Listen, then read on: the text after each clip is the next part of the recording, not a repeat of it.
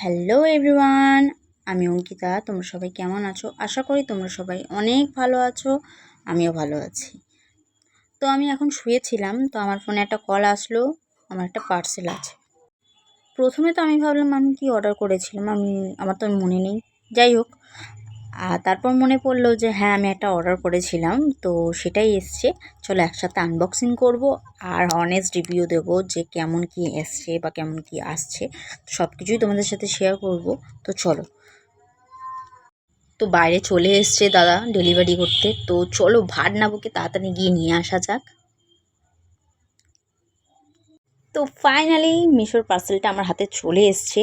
চলো দেখি এটার মধ্যে কি আছে, কি এসেছে। তো আমি তো ভীষণ এক্সাইটেড এটা দেখার জন্য যে এর মধ্যে কি এসেছে। তো পিছনে ব্যাকগ্রাউন্ডটা একটুখানি ইগনোর করো, কারণ ওটা আমার মা শুকাত দিয়েছিলো, আমি এক্সাইটেডের চক্করে ওটাকে আমি সরাতেই ভুলে গিয়েছি। যাই হোক, তোমরা ভিডিওতে ফোকাস করো।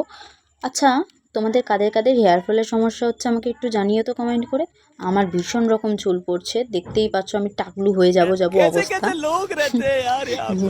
তো আমার মা বলছিল যে আমার জন্য একটা হোম রেমেডি হেয়ার অয়েল বানিয়ে দেবে।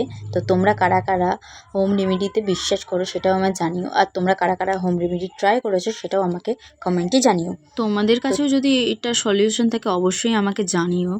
তোমরাও কি এই রিলেটেড ভিডিও দেখতে চাও?